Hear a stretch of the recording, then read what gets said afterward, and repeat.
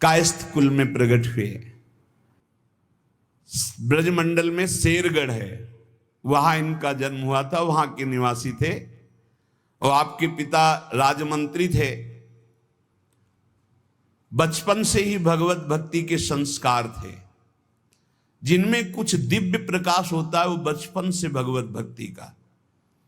जिनको ये लगता है कि जवानी में विषय भोग ले और बुढ़ापे में भजन करेंगे तो भूल जाए। बुढ़ापे में मन को प्रभु में नहीं लगाया जा सकता। यदि आपने जवानी में भजन का अभ्यास नहीं किया तो बुढ़ापे में नहीं होगा। बुढ़ापे में प्रपंच ही होगा, पक्का विश्वास मान लीजिए। और जितने भी दिव्य महापुरुष हुए हैं, जिनके जीवन प्रकाशित हुए हैं भक्ति अध्यात्म की ऊंचाई में, वो बचपन से श्री भगवान में लगे। त्रिपुरदास जी के घर में राजमंत्री पिता थे, पर बहुत ही सुंदर भक्ति के संस्कार थे। एक बार आप पिता के साथ आगरा से किसी कार्य के लिए गिरिराज जी आए, तो यहां ठाकुर श्री श्रीनाथ जी का दर्शन किया। यही विराजमान थे अन्योर में, जहां जतीपुरा इधर ठाकुर जी यहीं प्रकट हुए हैं। श्रीनाथ जी अपने ब्रज के हैं, गिरिराज जी के। ऐसा सुंदर रूप श्रीनाथ जी का कि नवीन किशोर अवस्था लुभायमान हो गए।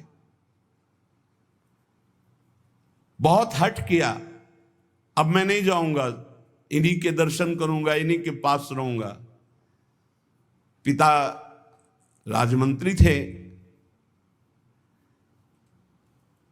वहां किसी परिचित से कहा कि बालक है, हट करता है त्रिपुरदास, इसको हम छोड़ देते हैं 2-4-10 दिन यहां। देखो भगवान का विधान, यहां श्रीनाथ जी के दर्शन करेगा, फिर हम आदमी भेज देंगे, बुला लेंगे। अब वो दैवी योग से प्रेरित थे, पुत्र को यहां छोड़ दिया और वापस वो लौटे तो रास्ते में कुछ वैरी दल के राज सैनिकों की जन है, नहीं जानते।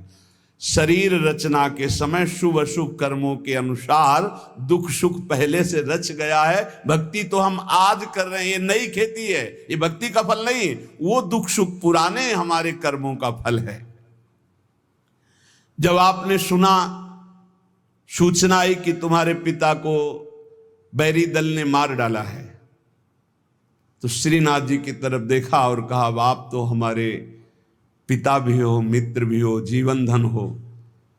हृदय में बड़ा आनंद हुआ कि चलो नाम मात्र का पिता अंतर्ध्यान हो गया, लेकिन मेरा जो अनंत जन्मों का पिता है उससे संबंध हो गया। अब तो मेरे श्रीनाथ जी के सिवा कोई नहीं है। एकदम निश्चिंत हो गए। रोज प्रभु के सामने भाव विभोर होकर रोया करते, नौ किशोर अवस्था, कि प्रभु अब आपके सिवा हमारा कोई नहीं है। एक दिन वल्लभाचार्य भगवान आचार्य चरण, जिनके दुलारे लाडले श्रीनाथ जी हैं, वो सेवा में आए तो देखा है बालक बहुत एक दृष्टि से देखता है, रोता है। लाओ इस बालक को सामने लाया। ये है भगवत कृपा। जब भगवत कृपा होती है तब गुरु मिलते हैं, जब गुरु कृपा होती तब भगवान मिलते हैं। जब भगवान की कृपा होती तब गुरुदेव मिलते हैं, संत मिलते हैं। जब द्रवहि दीन दयालु राघो तो साधु संगति पाइए। और जब संत द्रवित होते हैं तब भगवान का साक्षात्कार होता है। बुलाया और परिचय पूछा, कौन है ये? तो कहा, अमुक राजमंत्री का पुत्र है, इनके पिता यात्रा में मारे गए हैं और ये बहुत आसक्त चित्त होकर श्रीनाथ जी को देखते, श्रीनाथ जी से रोते हैं। त्रिपुरदास जी ने साष्टांग दंडवत किया वल्लभाचार्य जी को और कहा, प्रभु मैं मात्र पितृहीन, न मेरे माता है न पिता है, मैं अनाथ बालक हूं। बस मेरे नाथ तो श्रीनाथ जी ही हैं और आपके श्री चरणों का आश्रय दे दिया। प्रभु मुझ अनाथ दीनहीन को आप स्वीकार कर लीजिए। बहुत प्रसन्न हुए। इतना छोटी अवस्था में ऐसे शुद्ध शब्द, ऐसे भागवतिक चेष्टाएं। चलो आज अभी इसी क्षण मैं इसको दीक्षा देता हूं। आचार्य श्री वल्लभाचार्य जी विधि पूर्वक दीक्षा देकर ब्रह्म संबंध कराया। कुछ दिन तक पास रखा और कहा वापस जाओ घर।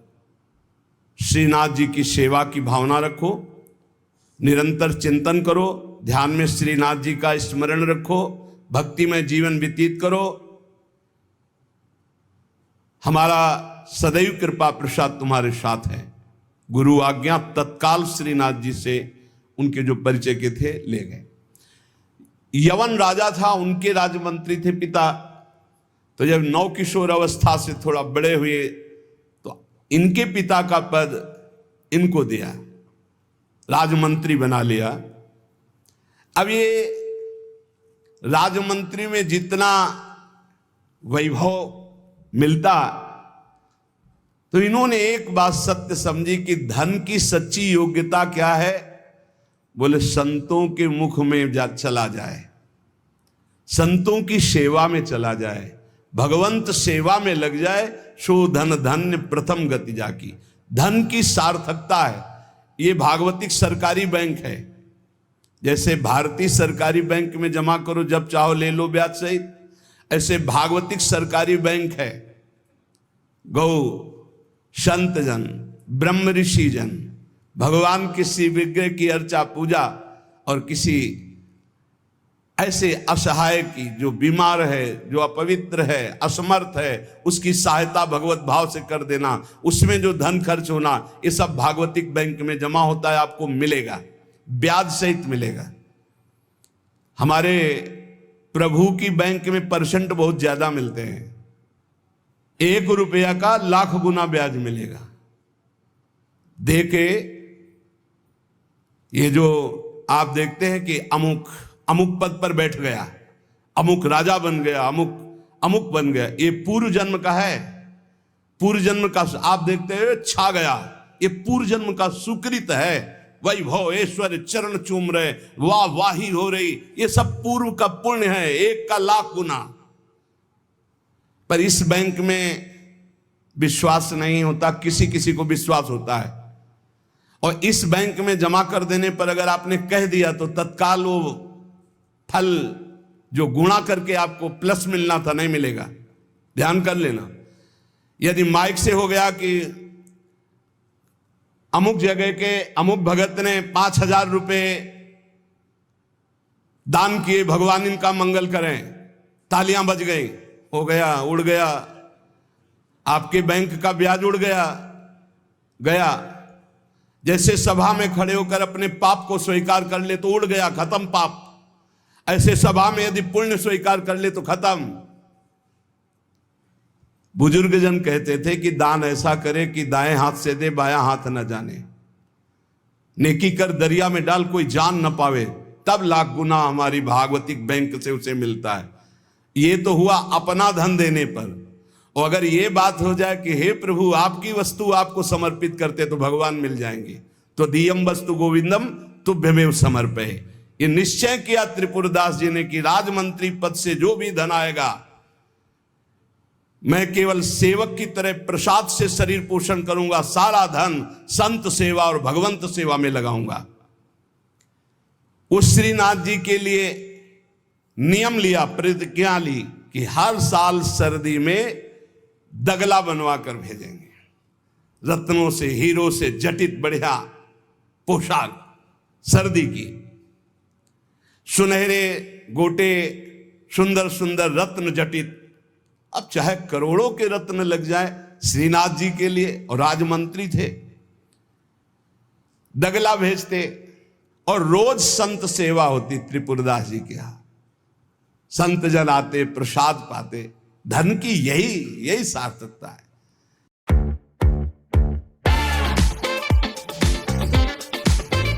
कार हो, भगवान नाम कीर्तन हो, भगवत अनुरागी जन आकर प्रसाद पावे, भगवान की आरती पूजा सेवा। धन्य है वो गृहस्थ, वो धन्य, वो तीर्थ है उसका घर जिसके घर में भगवान की आरती होती, भगवान का नाम कीर्तन होता, आए हुए अतिथियों की सेवा होती है। और श्रीनाथ जी भी बड़े रिजवार ठाकुर, बहुत खुश होकर के, प्रसन्न होकर के वो दगला धारण करते। श्री विठलनाथ जी श्री वल्लभाचार्य जी के पुत्र हैं। वो देखते कि और वस्त्र जब धारण कराते हैं तो ठाकुर जी धारण करते हैं, लेकिन जब त्रिपुरदास जी का दगला धारण कराते तो ठाकुर जी फूल जाते हैं, प्रसन्न हो जाते हैं। भक्त के द्वारा प्रेम से दी हुई वस्तु भगवान बहुत भाव से स्वीकार करते हैं। सब दिन होत ना एक समान, एक समय ऐसा भी आता है जो बहुत ही अंधेरे का होता है, एक समय प्रकाश का आता है। जैसे दिन रात ऐसे सुख और दुख। अब यवन बादशाह था, उसके पास द्वेषियों ने सूचना लगा दी कि ये राजमंत्री हैं, आपको पता नहीं है, आपके धन का बड़ा दुरुपयोग करते हैं, साधु महात्मा इनके यहाँ खाते रहते हैं और न जाने क्या क्या खूब लुटाते हैं, आपके यहां से वैभव चुराया जाता है।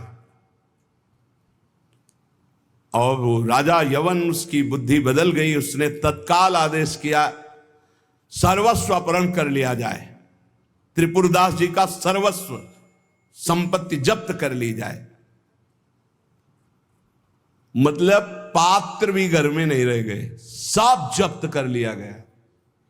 जहां रोज संत सेवा, ठाकुर सेवा, श्रीनाथ जी के लिए बहुत महंगा पोशाक सर्दी की, सब एक पात्र भी नहीं रहने दिया, सब जब्त कर लिया। खाने पीने के लिए एक दाना भी नहीं रह गया, कुछ नहीं, सब जब्त कर लिया, केवल दिवाले दिवाले। अब आप विचार करो, जिसका ऐसा चल रहा हो उसका ऐसा, इसलिए होश में रहना चाहिए। सब दिन होत न एक समान, ये शब्द याद रखना चाहिए। सुख है तो फूलो मत, कल दुख आने वाला है। शरीर स्वस्थ है तो अभिमान मत करो, कल कोई रोग आ जाएगा। जीवित हो तो अभिमान मत करो, कल ही मृत्यु आ सकती है, आज भी आ सकती है। होश में। खूब धन संपत्ति है, कल ऐसा हो सकता है टुकड़े टुकड़े के लिए मोहताज हो सकते हो। पक्का पक्का। आज दुखों घेरे हैं तो आप निराश मत होइए, कल आप बहुत बड़े आदमी बन सकते हैं। उत्साह संपन्न रहिए। आज बहुत बड़े आदमी है, धन है, संपत्ति है, वैभव है, नौकर चाकर है, बहुत फूलिए मत। हो सकता है ऐसा समय आ जाए कि तुम्हें किसी के यहाँ नौकरी करनी पड़े अपने पेट भरने के लिए। समय बहुत विचित्र है, पलटने में देर नहीं लगती, पलटने में देर नहीं लगती। खाने पीने तक के लिए नहीं रहेगा, सब यवन राज ने जब्त करवा लिया। अब जैसे तैसे बहुत गरीबी से कष्ट से जीवन यापन होने लगा। अब आई सर्दी की ऋतु। सर्दी की ऋतु में श्रीनाथ जी को दगला भेजते थे, खूब सुंदर सजा करके। यहां सजाने की क्या बात, खाने की भी कोई वस्तु नहीं रह गई थी। ठाकुर जी की सेवा की प्रतिज्ञा की थी कि जब तक जीवन है आपके लिए पोशाक भेजूंगा। अब सर्दी में कैसे पोशाक भेजे, खाने के लिए भी नहीं। बहुत जोर जोर से रोना आया कि हम हर कष्ट सह सकते थे, लेकिन आपकी सेवा, ये जो सर्दी की पोशाक भेजने की थी, अब कैसे होगी आपकी सेवा। और ये सेवा नहीं होगी तो मेरा जीना, क्योंकि मैंने नियम लिया था कि मैं अपने जीवन में जब तक जीऊंगा हर वर्ष आपको सर्दी के समय पोशाक भेजूंगा सर्दी की। आप ठाकुर जी से विनय करने लगे कि मैं सब कष्ट सह सकता हूं, आपकी सेवा छोड़कर नहीं। इतने में देखा, दृष्टि गई तो एक ऊपर दावात रखी थी। आपको जैसे कोई डूबते हुए को तिनके का सहारा मिल जाए, और वो दावत पीतल जैसी दिखाई दे रही थी, तो लग रहा था कुछ सिक्के की तो बिकी जाएगी। दावत ली, बाजार में बेचने के लिए गए कि अगर ये बिक जाएगी तो थोड़ा भी कपड़ा मिल जाएगा तो नियम की तो पूर्ति हो जाएगी। भगवान अपने भक्तों को ऐसा कष्ट क्यों देते हैं, क्यों देते हैं। बड़े आराम से जय जयकार हो रही थी, संत सेवा हो रही थी, ठाकुर सेवा हो रही थी। श्री प्रियादास जी कहते हैं, भयो ईश ख्याल, इष्ट देव को ये पसंद है। डरना मत, डरना मत कि इष्ट देव को ये पसंद, क्या पसंद है?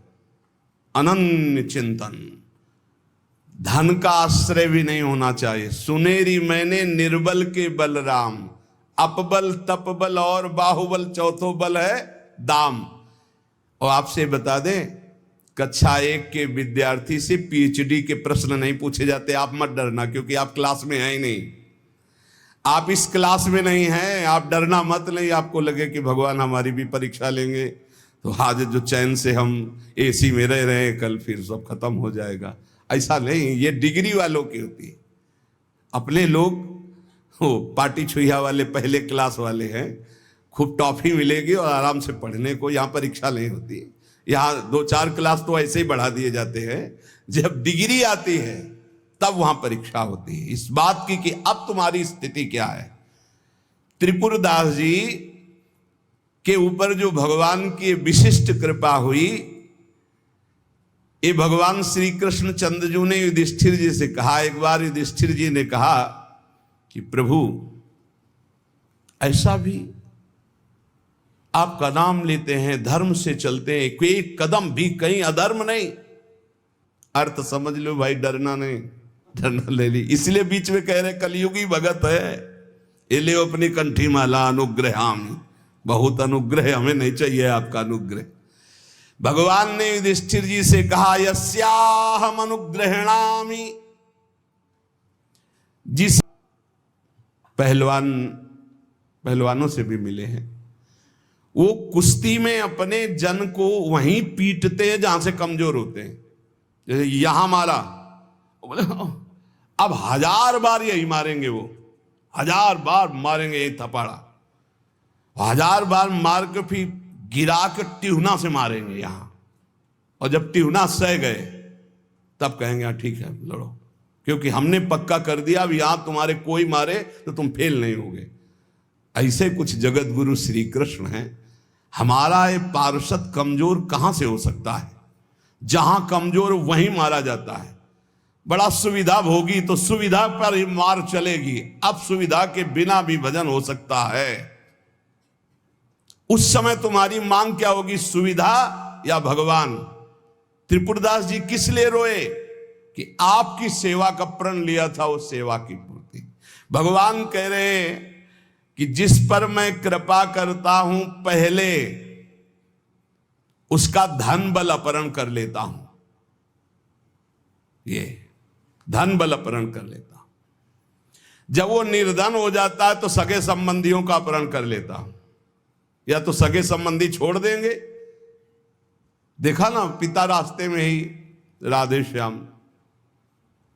बहुत कृपा समझना कठिन है। सुनाया था एक बार भगवान शंकर की कृपा।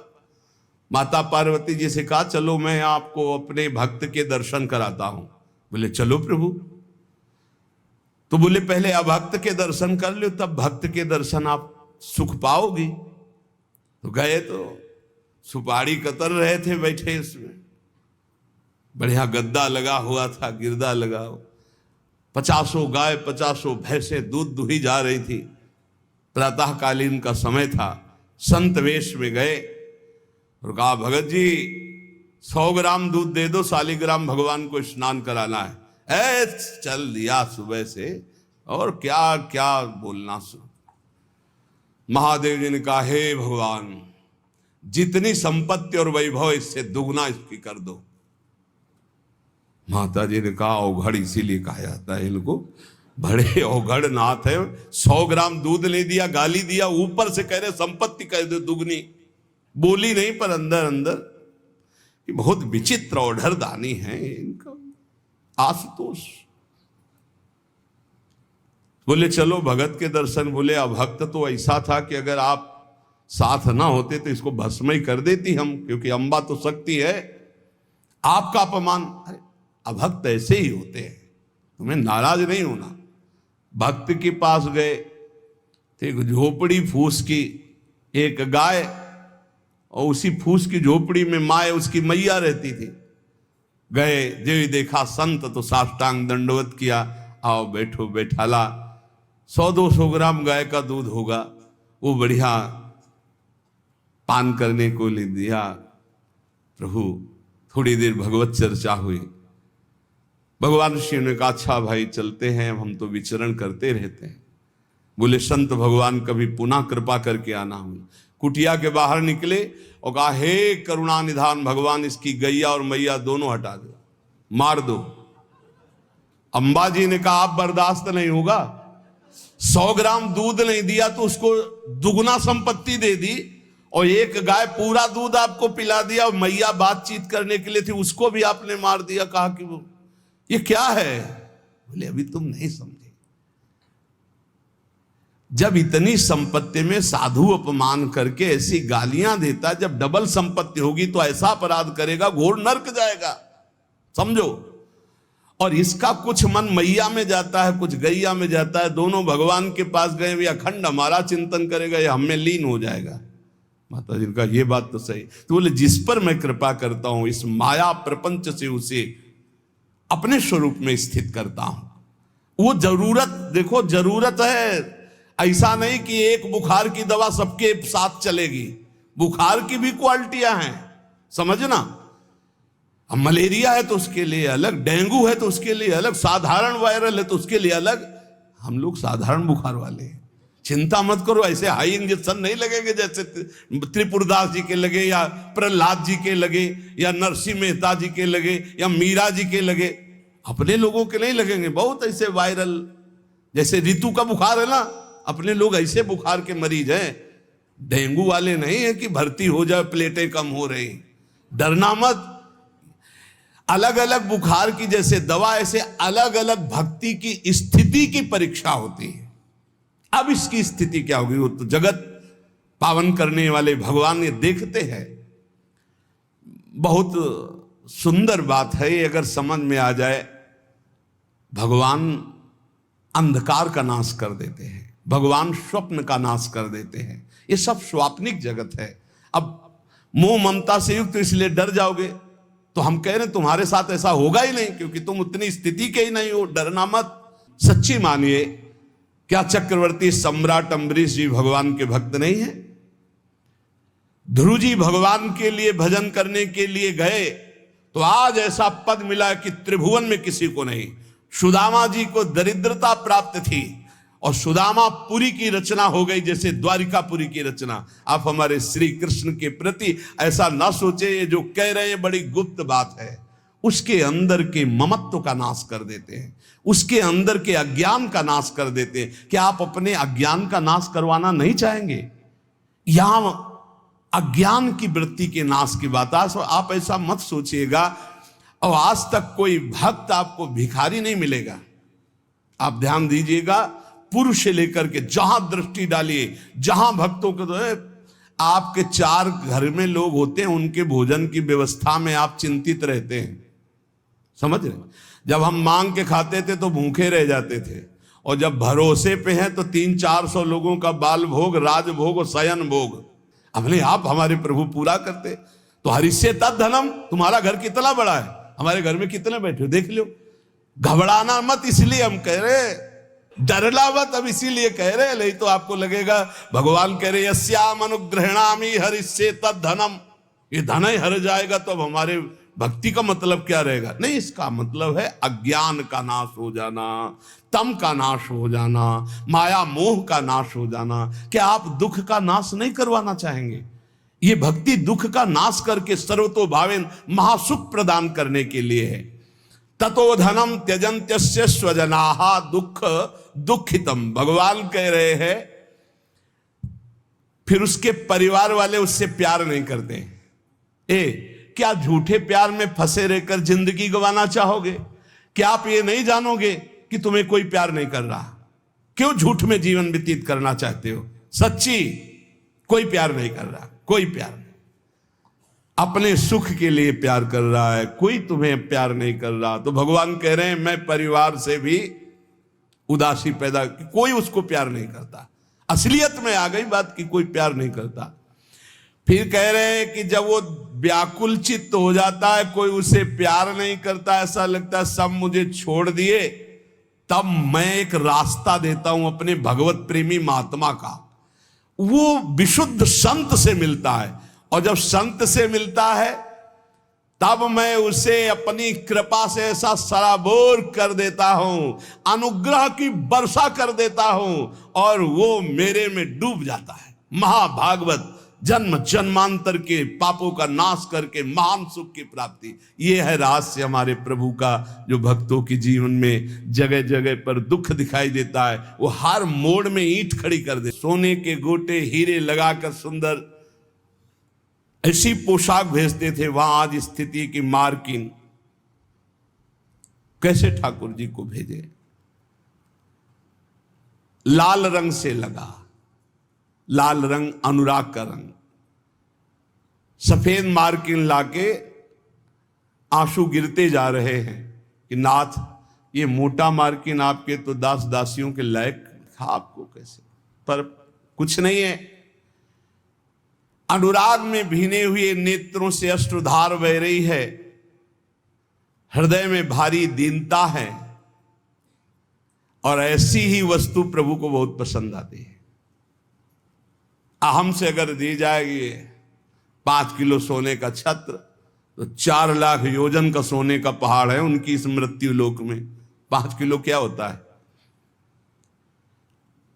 साहस नहीं हुआ, रंगा लाल रंग में, प्रेम रंग में रंग कर रख लिया, पर साहस नहीं हुआ कि मैं जाकर के श्रीनाथ जी को दूं। कैसे दूं? अब उनके मन में एक बहुत पीड़ा है, और देखो भगवान अपने भक्त की बात को अंतर से जानते हैं। त्रिपुरदास जी के हृदय में दैन्य, और दैन्य भगवान को बहुत प्रिय है। यही दरबार दीन को आदर रीति सदा चली आई। भगवान को मूल्यवान वस्तुएं प्यारी नहीं, भगवान को जो प्यारी वस्तु है वो दैन्य है, दीनता। जेहि दीन प्यारे वेद पुकारे, द्रवो सुश्री भगवाला। इतने में विधान बना, गोसाई जी के सेवक श्रीनाथ जी की सेवा के लिए जो भक्तजन थे उनके यहां विचरण किया करते थे, अचानक दृष्टि में पड़े त्रिपुरदास जी के। देखा ये तो श्रीनाथ जी के सेवक हैं, जो गोसाई जी के पार्षद हैं, और ये तो सेवा सामग्री श्रीनाथ जी को पहुंचाते हैं। तो आपने प्रणाम किया, घर लिवा गए, कुछ खाने पीने के लिए व्यवस्था ही नहीं। कैसी कैसी, कहां राजमंत्री का सुख और कहां।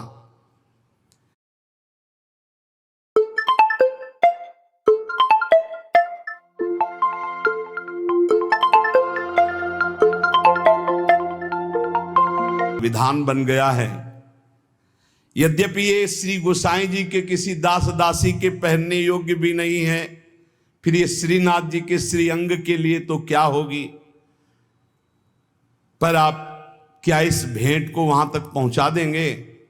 भंडारी को दे देना, पर गोसाई जी को कुछ मत बताना, न मेरी स्थिति बताना कि खाने को भी नहीं, और ना ये बताना कि ये मार्किन भेजा, कुछ मत कहना, उनको दुख पहुंचेगा। केवल भंडारी को दे देना, वो जो चाहे जैसे चाहे, यद्यपि वे श्रीनाथ जी के योग्य तो है ही नहीं। देखो भगवान भावोत्सवेन भजताम रस कामधेनु है। बड़ा हृदय में सुख हो रहा है उस वस्त्र को लेकर। वो जो भगवत पार्षद है, आज तक उनको ऐसी भेंट, इतनी इतनी भेंट मिलती थी श्रीनाथ जी के पास ले जाने के लिए, लेकिन ऐसा सुख नहीं होता था जैसा त्रिपुरदास जी ने रो करके जब मार्किन दी लाल रंग से रंग के, उनको एक अपार सुख हो रहा है।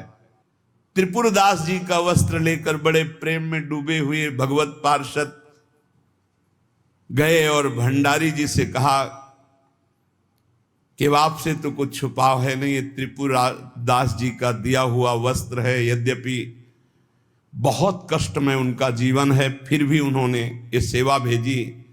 आप इस सेवा का आदर करना, अपमान मत करना कि कहीं फेंक दो, अरे मार्किन कहां ठाकुर जी के श्रीअंग पोशाक वाले। तो उन्होंने, भंडारी ने कहा कि इसका सही प्रयोग करेंगे।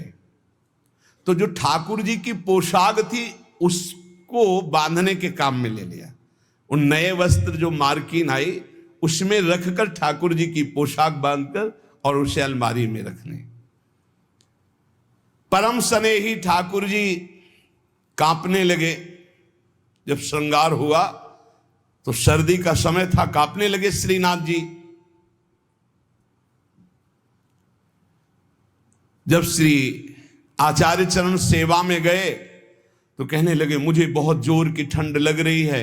ठाकुर जी बोलते हैं निज जनों से, जैसे हरिवंश महाप्रभु से राधा वल्लभ जी बात करते थे, बंचंद महाप्रभु से बात करते थे, बिहारी जी से स्वामी जी महाराज, विठल विपुल देव जी, बिहारिन देव जी। अब हम लोगों की जाकी रही भावना जैसी प्रभु मूर्ति देखी तिन तैसी। मुझे ठंड लग रही बहुत जोर की। बोले जय जय अभी उपाय करता हूं।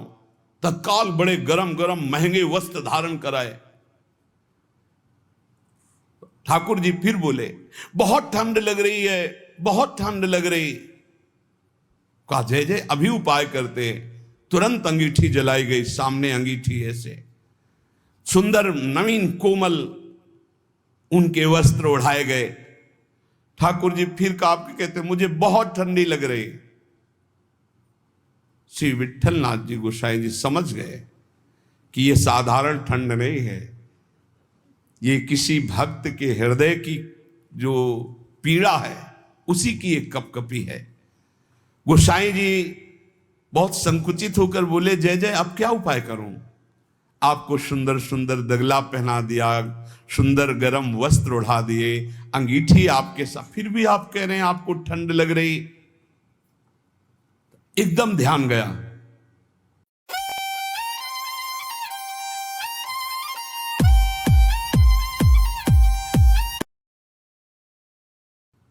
उन्होंने कहा किसी भक्त के वस्त्र का तो अपमान नहीं हो रहा है।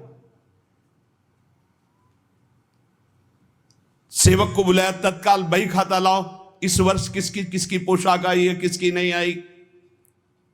बही खाते में सुनाया गया, लेकिन त्रिपुरदास जी का नाम नहीं था। त्रिपुरदास जी का नाम इसलिए नहीं लिखा कि कोई पोशाक ही नहीं थी, मार्किन लाल रंग से भेजी गई थी। श्रीनाथ जी बड़े स्नेही हैं, बहुत प्यार करने वाले हैं। विठलनाथ गोस्वामी जी ने कहा त्रिपुरदास जी का नाम नहीं सुनाया, हर वर्ष भेजते थे, क्या इस वर्ष पोशाक नहीं भेजी। देखो एक तो भगत होते हैं कुछ फुलरा चढ़ता 4 दिन की भक्ति का, सोडा वाटर की तरह मार फूल के एकदम। और एक भक्त होते हैं जो गंभीरता पूर्वक कदम बढ़ाते, जितनी सेवा तो बढ़ाते चले गए, पूरा जीवन समर्पित। पोशाक हर वर्ष त्रिपुरदास जी भेजते थे, उनका नाम बही खाते में था, क्यों नहीं भेजा। सेवक ने कहा राजकोप के द्वारा सारा धन उनका नष्ट कर दिया गया, छीन लिया गया है, तो कुछ नहीं भेजा। नहीं भेजा है, मार्किन भेजी, लाल कपड़े में, लाल रंग में रंग करके कपड़ा आया है। वो ठाकुर जी की पोशाक लायक है नहीं, इसलिए ठाकुर जी की पोशाक रखकर उसमें। गोसाई जी ने कहा अच्छा अच्छा आप समझ में आया, इसीलिए ठाकुर जी को ठंडी लग रही। अरे जल्दी वो कपड़ा लाओ, जल्दी कपड़ा लाओ। और तत्काल दर्जी को बैठाल कर तत्काल सिलवाया। और ठाकुर जी को जे ही अंग में धारण करा, ठाकुर जी मुस्कुरा दिए और बोले हाँ अब सर्दी दूर हो गई। बड़े रिझवार ठाकुर है। प्रेम प्रभु को चाहिए, भाव प्रभु को चाहिए। इसी भाव को दृढ़ करने